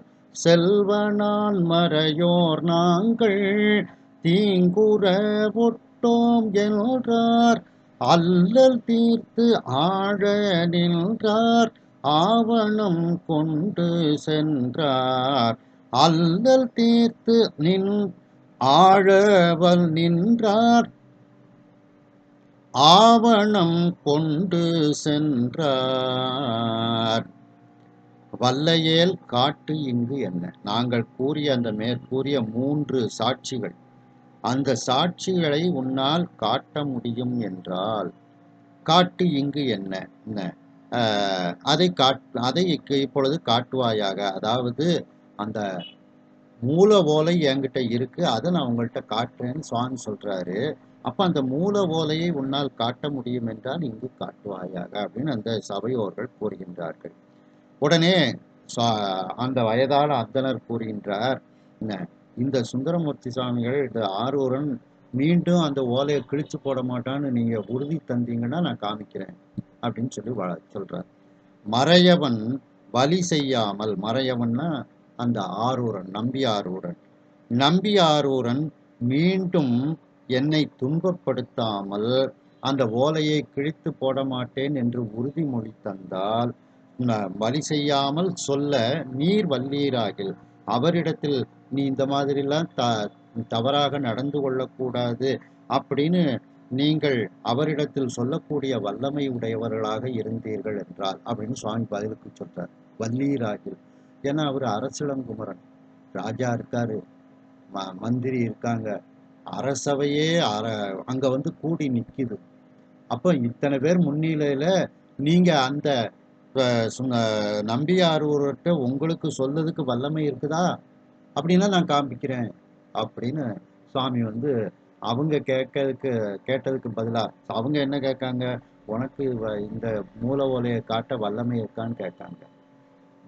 அப்போ சுவாமியும் அதுக்கு பதில் சொல்றாரு, நீங்க வந்து அந்த நம்பியாரூர்கிட்ட இதை மாதிரி நீ திரும்ப கிழிச்சு போடக்கூடாதுன்னு சொல்ல உங்களுக்கு வல்லமை இருந்தால் நான் அந்த ஓலையை காட்டுகின்றேன் அப்படின்னு சுவாமி சொல்றார். 2வது சுந்தர நம்பியாரூர் திரும்பவும் வந்து கிழிச்சு போட்டக்கூடாது, அதை முதல்ல தடுத்து நிறுத்தணும் அப்படின்னுட்டும் அந்த இதை அந்த சபையோர்களிடத்தில் கூறுகின்றார்.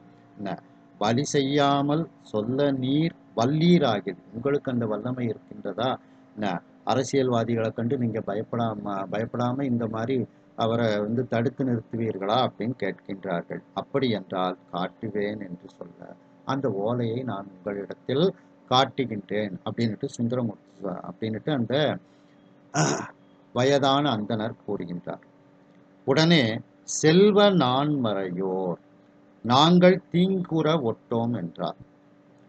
உடனே அந்த செல்வச் செழிப்பு மிக்க அந்த 4 வேதங்களை படித்த அந்தணர்கள். ஏன்னா அவங்க இப்போ எதனால இதுல செல்வ நான்மறையோர் அப்படின்னுட்டு போடுறாங்கன்னா, நிறைய நீதிபதிகள் பணத்துக்கு விலை போயிருந்தாங்க. 2வது அவர்களை மிரட்டுதாங்க. இந்த மாதிரி தீர்ப்பு சொல்லணும் அப்படின்னு மிரட்டுதாங்க. பண பலத்தால அவங்கள விலைக்கு வாங்கியிருந்தாங்க. ஆனா இந்த நீதிபதிகள் அப்படிப்பட்டவர்கள் அல்ல. இவர்கள் செல்வத்தை கண்டு அந்த பக்கமாக சாயக்கூடியவர்கள் அல்ல. இவர்களே செல்வந்தர்கள்.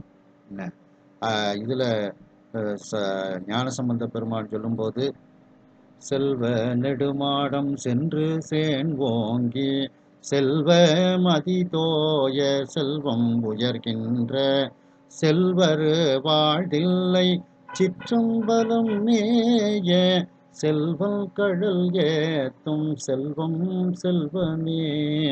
செல்வர் வாழ்தில்லை, அந்த செல்வ செழிப்பு மிக்க அந்தணர்கள் வாழக்கூடிய தில்லை. அதுபோல இவர்களும் செல்வச் செழிப்பு மிக்கவர்கள். பணத்தை கண்டு மயங்கிட மாட்டாங்க. நேர்மையா நடுநிலையாக நீதி சொல்லக்கூடியவர்கள்.